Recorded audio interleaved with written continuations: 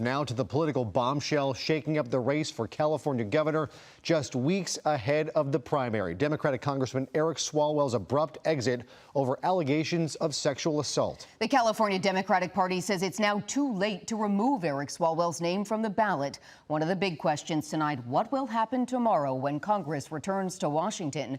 Bipartisan demands for Swalwell to resign grow by the hour. Tonight, there are even talks of expulsion.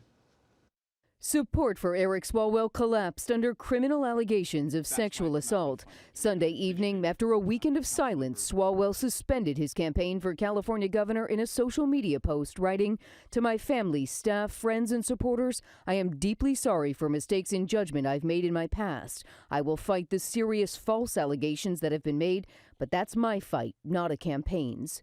4 women, some former staffers, are accusing Swalwell of sexual assault and inappropriate conduct, according to the San Francisco Chronicle and CNN. ABC News has not independently confirmed those allegations. Friday, one former staffer told CNN Swalwell sexually assaulted her twice, once when she worked for him in 2019 and a second time in New York City in 2024. In my flash that I can recall, I was pushing him off of me saying no.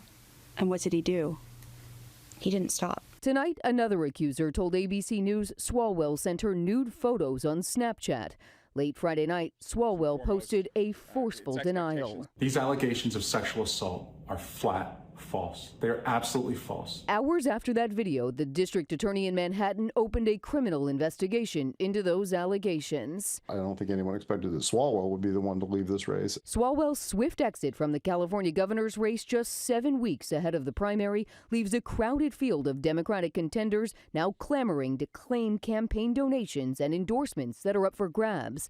Jim Newton is editor of UCLA's Blueprint magazine. I think at the moment I would give the edge to Steyer, just by virtue of money and positioning. He and Swalwell were sort of locked in contention for the lead spot. The difference between me and the top candidate is 7 points. Former LA Mayor Antonio Villaraigosa says now is the time when voters tune in. 35% of the electorate are undecided.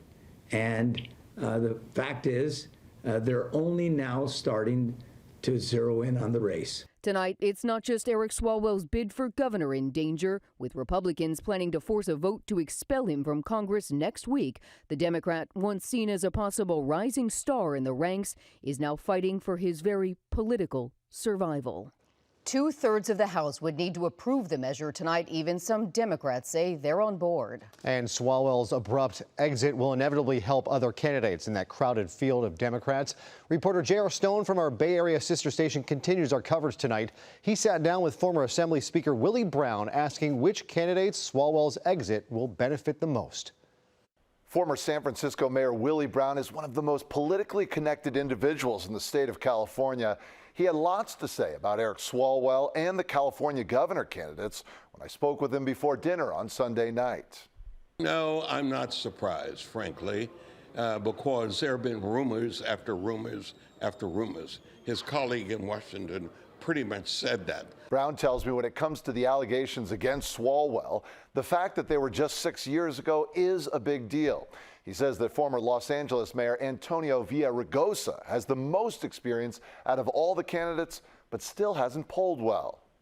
There may very well be an indication by Democrats from all over the state that Swalwell's exit gives an opportunity to Katie Porter, gives an opportunity to Tom Steyer, gives an opportunity to my buddy Antonio, gives an opportunity to 3 or 4 other people.